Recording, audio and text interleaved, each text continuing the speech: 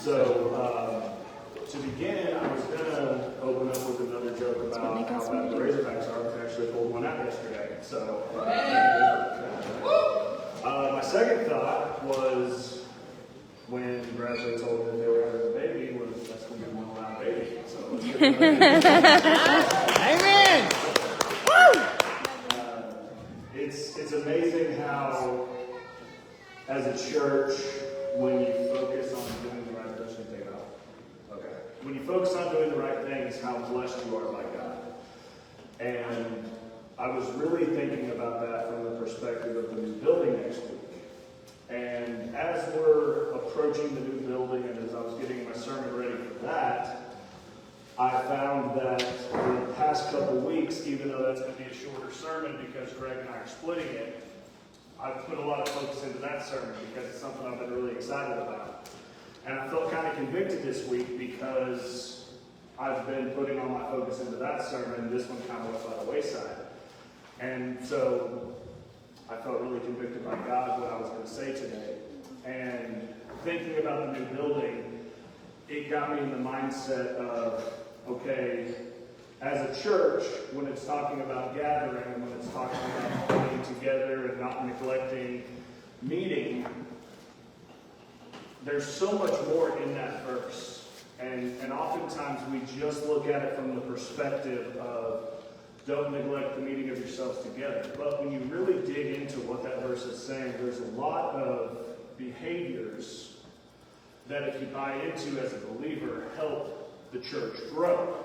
So, what I want to do today is I want to take a look at that verse that's pretty commonplace. I think it's one of the more well-known verses in Hebrews, and it's one of the more well-known verses in the New Testament, but I wanted to break it down and I wanted to see what it said. So, it says, "And let us watch out for one another to provoke love and good works, not neglecting to gather together, as is the habit of some, but encouraging each other, and all the more as you see the day approaching." So, when you look at that verse, and you really think about what it's saying, it's always important, like I say, to put verses into context. So, you can look at this verse and you can see what it says about not neglecting the gathering and everything like that, but there's so much more when you look into it. And when you look at the Hebrews letter that the author writes, one other thing that I've really been convicted on recently is, I don't know if anyone else has this problem, but I try to find the answer to everything. Like, there's so much that when you're looking at faith, there's so many questions, and oftentimes I try so hard to get to the bottom of the questions that sometimes that's not what's important, right? Sometimes just stepping out on faith and just trusting what God has to say is what's important, right? So for years of my life, I've been like, well, I think Apollos wrote Hebrews, or I think Paul wrote Hebrews, and I go back and forth between those two mostly.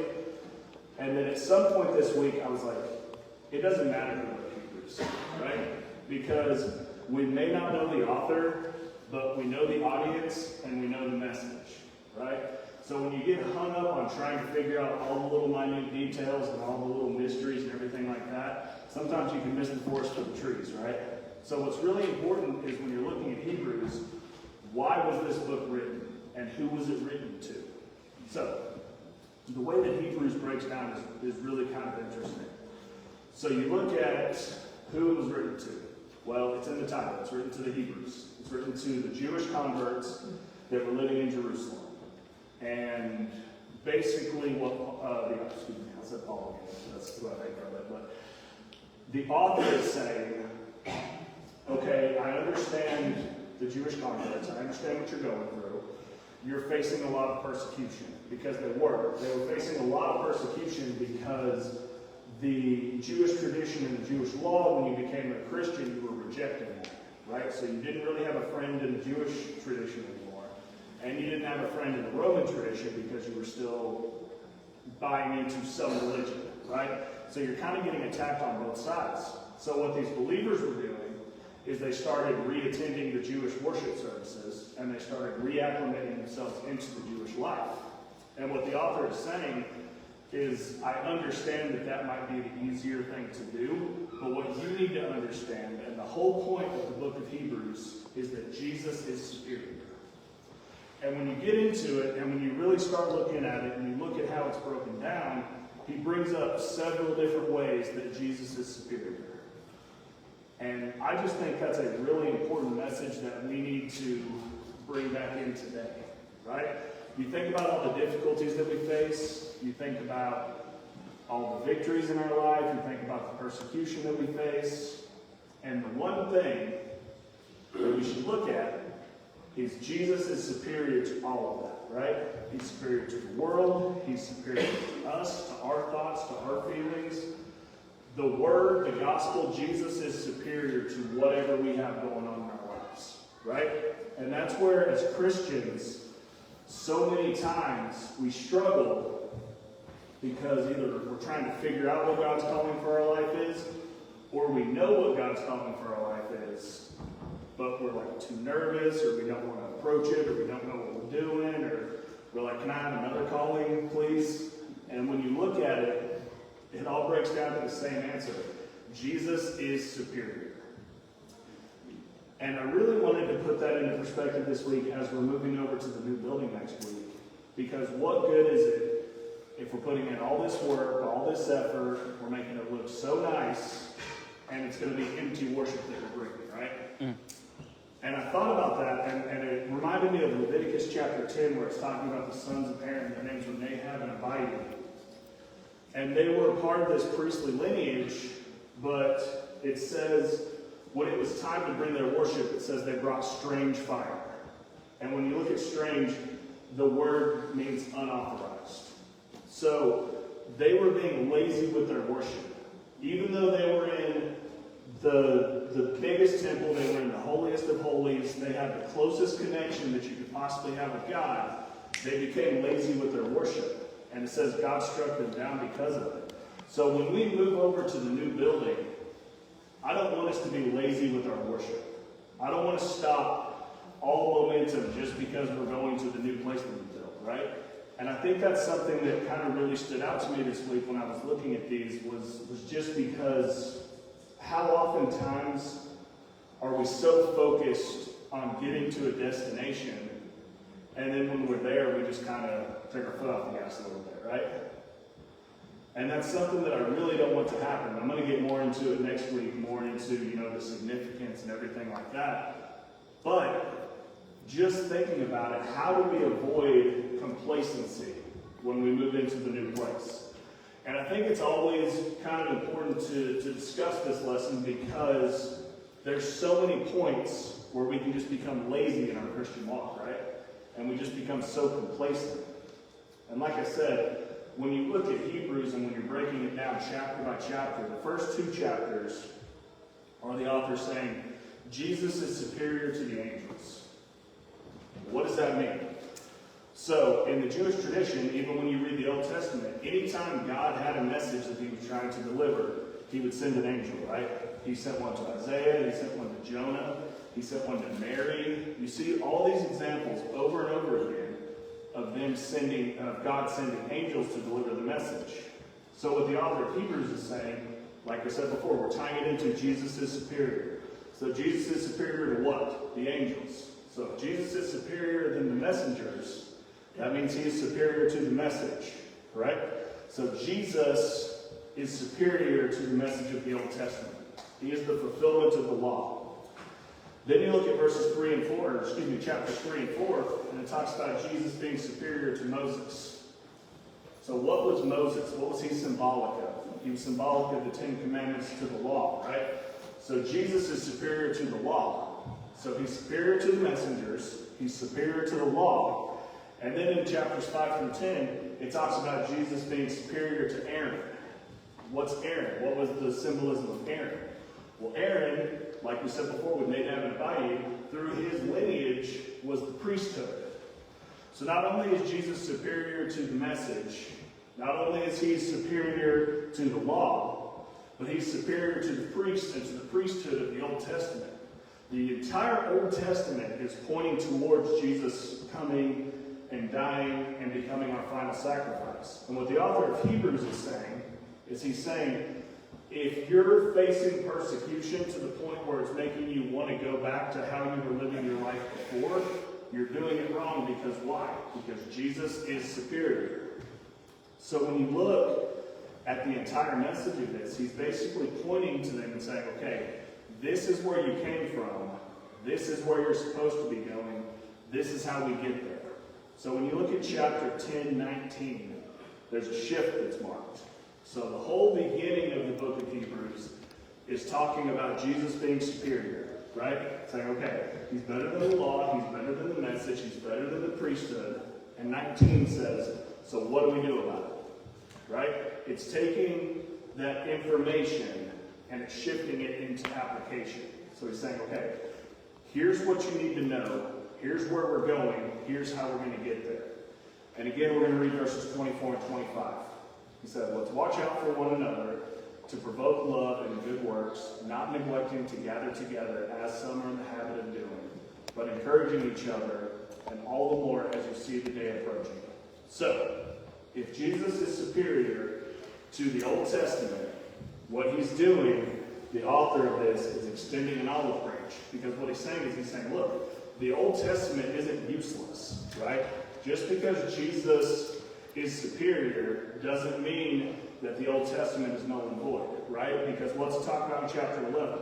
It starts talking about the heroes of the faith, right? It talks about Abel, it talks about Noah, Abraham, Sarah, Moses, Gideon. And what are all these people? All these people are people that lived under the law. They're people that faced persecution. But what's significant about them? Just because they faced persecution, they didn't fall back into their old ways and their old habits, right?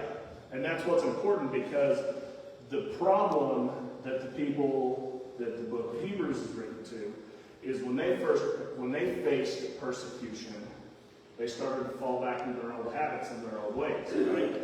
And what the book is saying that's not the way that you approach faith. Why? Because Jesus is above all of that. If that's the goal we're striving to be, is to be like Jesus, this is how we do it. So, I've got 5 behaviors from those verses 24 and 25 that I want to take a look at. The first one is provoke. It says, let us watch out for one another to provoke love and good works. So, what does provoke mean? Anyone who's a parent knows what provoke means, right? You have 2 kids that provoke each other. You have a child that provokes you. You're poking the bear, right? So, when you think about it, the Bible is calling us to challenge each other, right? So when you look at gathering, when you look at why it's important to meet together, the first reason is because we're going to provoke each other, right? So when you look at Proverbs 27:17, it says, as iron sharpens iron, one person should sharpen another. So, when you look at that, it's a pretty easy scenario to wrap your head around, but the whole idea is, if you have a person who is iron, who is an axe, and they spend all their time chopping the log, right? What happens when you just hit a log over and over again with an axe? Eventually it starts to get dull, right? Yeah. So how do you sharpen the axe? Do you sharpen the axe by hitting wood some more? No. You got to have something that's as strong as an axe to sharpen it. So when you look at this provocation, when you look at provoking, you have to be as strong as the person that you're calling to provoke, right?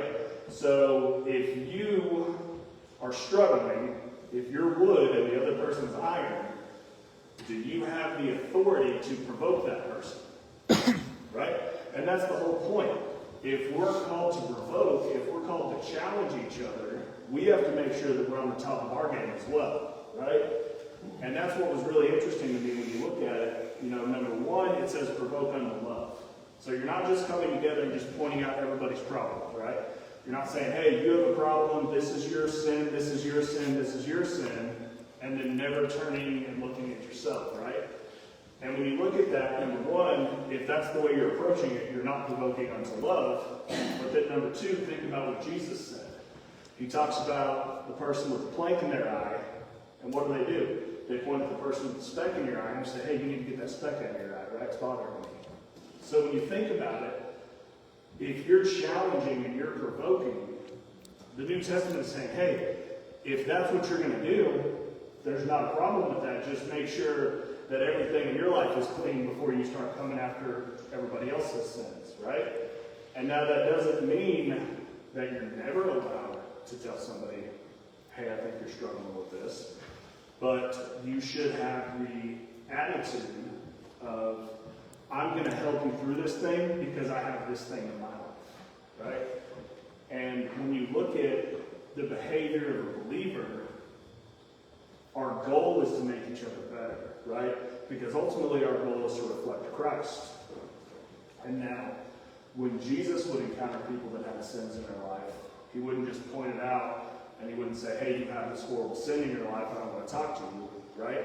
We'll get into this a little bit more in the serving, but what I love about Jesus is Jesus would not try to meet a spiritual need first, right? He would meet you with your physical need, right? You look at someone who is thirsty and he would give them water first, right? And then he would say, okay, but the water that I'm offering is going to make you never thirst again. He would perform these healings on people, and then he would meet their spiritual needs. So, number one is provoke. Number two is serve.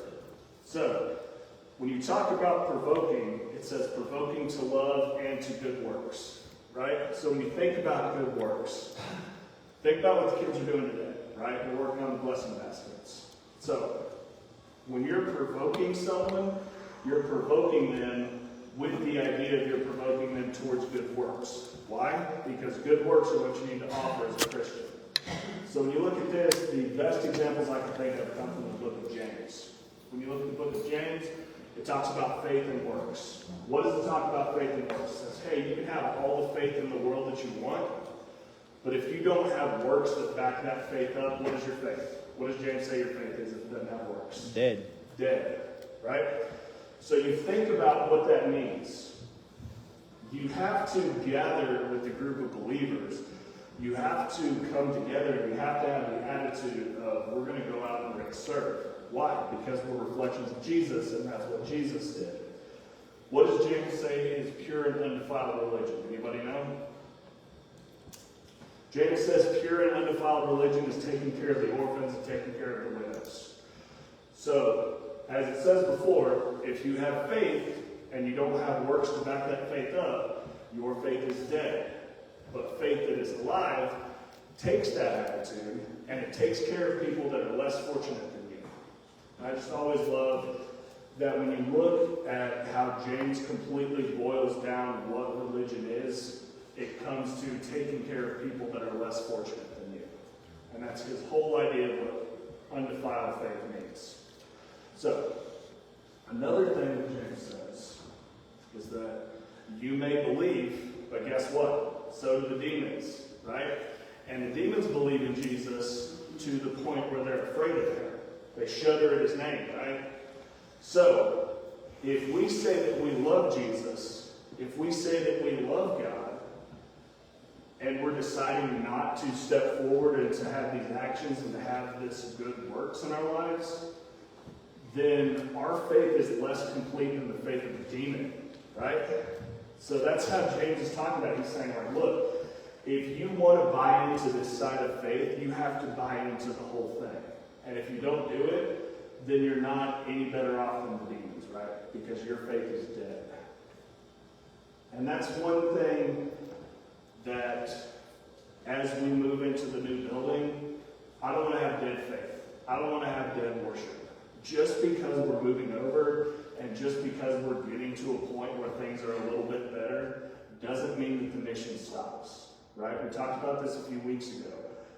The world is not going to stop just because we get comfortable or just because we get to a point where we don't want to pursue people anymore, or we get sad, or we get depressed. Now, that's not saying that you're not ever allowed to have feelings, but you have to understand that just because you feel a certain way doesn't mean that the world's going to stop going after believers just as we should, right? And the whole thing that they're going to offer them feels a lot more comfortable, right? It looks a lot better on the outside. There's a whole lot of things that the world can promise people that are empty promises that if we're not on top of our game, we're going to miss out on. And then you look at Abraham and Rahab, right? Those are two examples of people in the Old Testament that's faith was called out. Especially when you look at chapter 11, it starts talking about their faith, right? It talks about how Abraham and Rahab both were called forward, both had great faith. When you look at Rahab specifically, she wasn't even an Israelite, right? She wasn't one of God's chosen people. And what I always find interesting about Abraham is God goes to Abraham and he says, you're going to be the start of a new nation. You're going to be the start of my people. You are going to have more descendants than stars in the sky. Now go to Ur of the Chaldeans, right? And I love that because was Abraham's promise conditional? He was promised that God would bless him, right? And he was promised that he would have a family that was greater than the stars in the sky, right? The number of them. He was going to be the foundation of God's chosen people. But then God said, get up and go to Ur of the Chaldeans. So what if Abraham wouldn't have done that? Would he have gotten the promise that God had promised him? Luckily, we don't have to find that out. Because even though the promise wasn't conditional, had he not stepped into it, had he not taken the initiative, who knows what would have happened.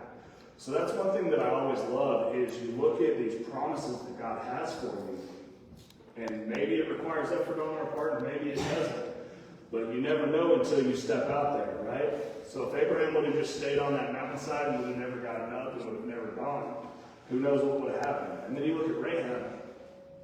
Rahab was living in Jericho where the Israelites were attacking, and she actually was giving them information on how to attack the city better, right? So what was she doing? She was betraying the people that she was a part of because she wasn't part of God's promise, right? And God used her in a mighty way. And it's really important because when you look at the New Testament, specifically in Paul's letters, he starts talking about how we're called and there's no Jewish tradition, there's no Israelites anymore. We're all God's people. You know, we talked about that a couple weeks ago. We talked about the temple in Ezekiel and the temple in Revelation and what's significant. As you look at the temple in Revelation, what's happening? That temple's growing, right? It's growing because all of a sudden the Gentiles are allowed to come into the temple, right? So it's really interesting when you look, especially as you go through the Old Testament, there were a lot of people who were not part of God's chosen family, but he used them anyway, right? And that's what I think is really important when you look at something like that. God will use you despite your circumstances, right? Despite what you think you are, God will find a way to use you if you will allow yourself to be you. So, the next point is gather. And we've talked about this a lot. But when you think about it, can you experience God somewhere other than a church service? Yes. Yes. Now, because of that, does that mean that you should neglect going to church? No. So when you think about the early church, what did they do? They all lived together, right? They pulled their resources and they distributed a measure to each person. It says, we don't have to have that same attitude, but how can we expect to practice these other disciplines? How can we expect to get into the provoking each other, getting into serving and all this, if we're not even going to practice coming together and meeting each other, right?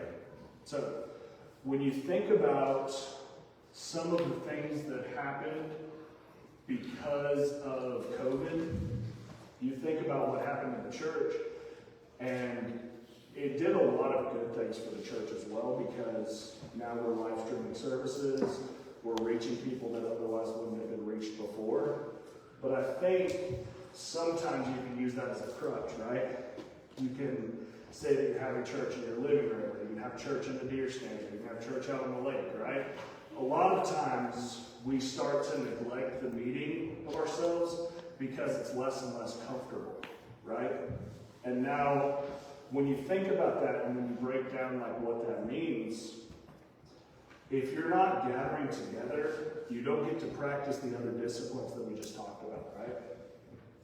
So, I'm not saying that you have to be here every week, even if you're sick, even if you're tired, even if you're dragging, right? That's not what I'm doing. I'm not saying that you have to be here no matter what the circumstances.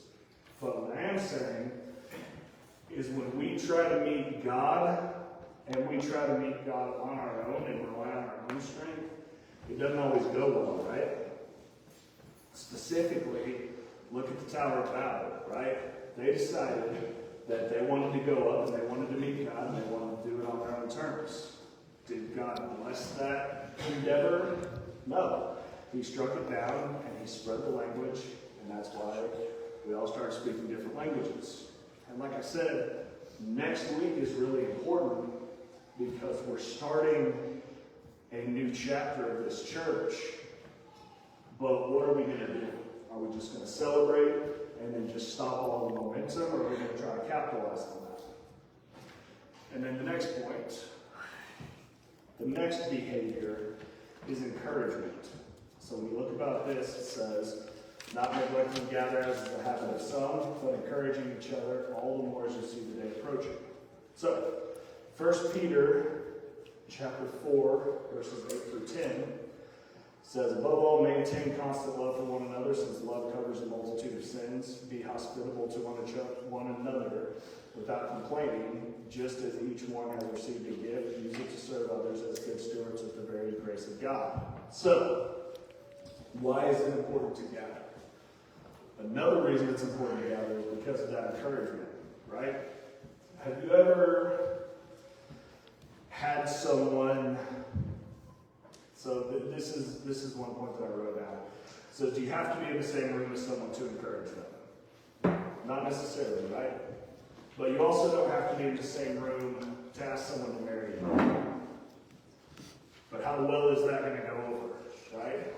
When you think about it, you don't have to be in the same room. You don't have to gather as a church to encourage each other, right? But it sure helps. So, when you think about why it's important to gather, I think about when they were praying and laying hands on each other, right? Anytime they would send somebody out into the world, they would send a missionary out for a church plant, or they would gather deacons, things of that nature. What would they do? They'd all pray and they'd lay hands on each other, right? And you can't really do that if you're not gathered. And that's something that's really important because you think about encouragement. And you think about moving forward as a church. Romans 15:2, it says, each one of us ought to please his neighbor for his good in order to build them up. Right? So you think about what encouragement actually does for other people. You're filling into them, and then you're helping build them up, right? And what does that do? That strengthens them as they go about the rest of their week. What are they going to do? They're going to use that to encourage other people, right? And if we get to the point where we're neglecting coming together, and we're neglecting coming together as a church, and we're not encouraging each other, Proverbs 12:25, it says, anxiety in a man's heart weighs him down, but a good work makes him glad, right? And when you all come together and you're encouraging each other as a church, doesn't that carry a lot more weight than just calling somebody and saying, hey, you're doing a good job, right? When you can get together, and I'm not saying there's not a place for that, that obviously is important, but it doesn't reach its full effect until we all gather as a